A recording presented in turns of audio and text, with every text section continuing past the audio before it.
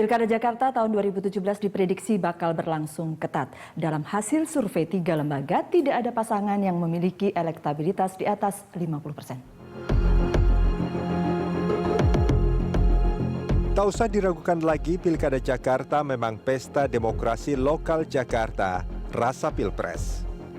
3 pasangan, yakni Basuki Cahayapurnama, Jarod Saiful Hidayat, Anies Baswedan, Sandiaga Uno, dan Agus Harimurti, Silviana Murni telah mendaftar ke KPU Jakarta. Mereka berebut kursi gubernur dan wakil gubernur Jakarta dalam rivalitas segitiga yang tak gampang. Gelagatnya tampak jelas dari hasil survei sejumlah lembaga yang dirilis antara 4 hingga 6 Oktober lalu. Polling 3 lembaga digelar setelah 3 pasangan mendaftar ke KPU Jakarta. Hasilnya, Lingkaran Survei Indonesia menyebut elektabilitas Ahok Jarot 31%, Anies Sandiaga 21%, dan Agus Silviana 19%. Dalam survei Polmark Research Center, Ahok Jarot memiliki elektabilitas hampir 32%, Anies Sandiaga 23,2%, dan Agus Silviana 16,7%. Dalam survei Populi Center, Ahok Jarot nangkring di urutan pertama dengan 45,5%, lalu Anies Sandiaga 23,5% dan Agus Silviana 15,8%. Dari 3 hasil survei tadi, tak ada pasangan yang meraup 50% plus 1 sebagai syarat memenangkan Pilkada Jakarta. Artinya, Pilkada Jakarta bisa berlangsung 2 putaran. Dan satu hal lagi yang harus dicermati 3 pasangan plus tim sukses serta partai politik pendukungnya. Masih tingginya responden yang belum memutuskan dan tidak tahu akan memilih siapa. Menurut Polmark Research Center dan Lingkaran Survei Indonesia, angkanya sekitar 28%. Sementara dalam survei Populi Center ada 15,2%.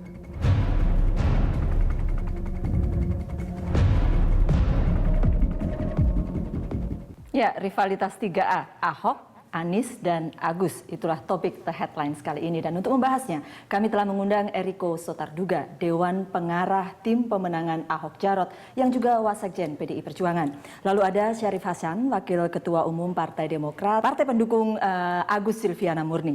Dan ada pula Mardani Alisera, Ketua Tim Pemenangan Anies Sandiaga Uno, serta Don Bosco Selamun, pemimpin redaksi Berita 1 News Channel. Bapak-bapak, terima kasih sudah hadir di The Headlines. Ada 3 kubu plus Bang Don orang di tengah. Saya nggak jelas. Bukan kubu keempat. Ya, tapi dari bajunya sudah kelihatan. Oh iya. Bajunya biru, kan? Tapi kesimpulannya sama. Hatinya itu pasti merah tua, pasti merah. Kalau hatinya biru sakit. Ini merah banget. Oke, ini sudah naik 1 tahap. Paling tidak ketika survei-survei sebelumnya Ahok melawan bayang-bayang, kita bilang begitu. Sekarang sudah jelas dan kemudian ini titik start? Iya, kalau lihat seperti sekarang memang kan 1 langkah sudah lebih maju, ada kepastian daripada sebelumnya bayang-bayang. Ibarat sajian makanan, resto, semua menu sudah di atas meja.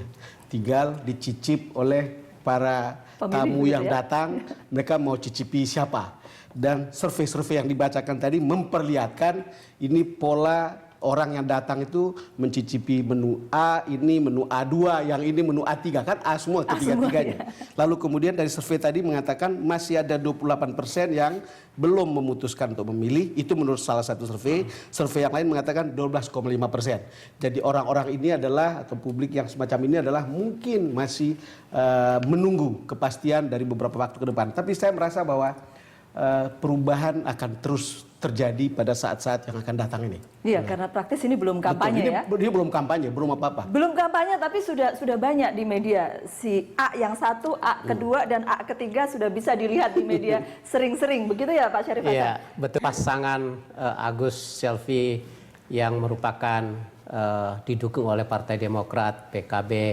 PAN, dan P3, memang pasangan ini kan baru muncul pada saat pendaftaran di DKI. Detik-detik terakhir. Detik-detik Ya. terakhir. Kemudian mereka juga baru memperkenalkan diri pada hari pertama itu tanggal 2 September kemarin. Jadi kalau survei 1, 2, 3 pada masuk akal 2 Oktober begitu ya. kemarin. Gitu. Ya. Jadi kami berterima kasih atas respon masyarakat yang begitu tinggi karena baru 1 kali turun sudah mendapatkan modal yang cukup bagus 19, sekian persen. Itu adalah awal yang bagus karena ini menggambarkan apa yang diinginkan oleh masyarakat berdasarkan survei-survei sebelumnya bahwa sebenarnya rakyat DKI itu menginginkan perubahan dan menginginkan pemimpin gubernur alternatif. Nah, menginginkan perubahan, menginginkan gubernur alternatif di sebelah sana soalnya mirip. Tapi 1 kali turun, 19 3 kali turun. Gubernur, calon wakil gubernur 15 hari.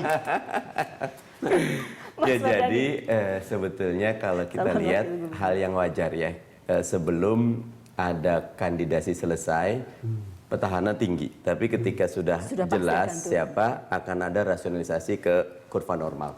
Angka-angkanya hampir sama ya, dan menurut saya ini menunjukkan betapa DKI pada start awalnya memberikan harapan bahwa kita tidak akan ada race of the two horse kayak minta maaf Pilpres kemarin yang bukan luka ya, tapi ceritanya panjang buat kami. Tapi ini kalau 2 putaran juga akan ada belakangan. Nanti dulu dong. Ini dulu sekarang 3 gitu loh.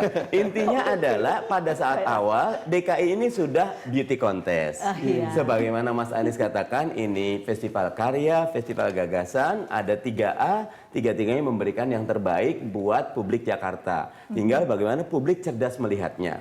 Tentu kalau dilihat agak ini ya, nanti Eriko belakangan enak nih. Tapi petahana ini memang naiknya 3 bulan terakhir itu turun gitu. Dan kalau kami hasil analisanya, nanti saya yakin Pak Sarip setuju sama saya. Yang undecided nih Pak Sarip, itu yang nggak akan milih yang petahana. Karena kalau mau milih petahana, udah dipilih dari 2 tahun yang lalu. Tinggal kita berdua dapetinnya gitu dong. Yakin nggak milih petahana? Inilah, memang saya dari awal sudah menduga ini pasti Mbak Nunung ini pakai merah ini pasti mendesak, tapi karena pakai putih, merah putih enggak masalah. Ini memang menarik, Mbak. Kalau dari kami, memang kami mensyukuri hasil survei-survei ini membuat kita itu menjadi selalu mawas diri. Karena bagaimanapun juga hari per hari itu kan berbeda. Ini satu hal, coba kalau kita melihat dari hasil LSI ya, bahwa untuk Ahok Jarot itu 31,4%. Betul. Ya. Kemudian yang lain 19,3, 21,1, dan yang belum memilih, nah ini tadi yang disampaikan 28,2. Jadi kalau kami melihat yang belum memilih itu antara 15 sampai 30 Pak Don Bosco.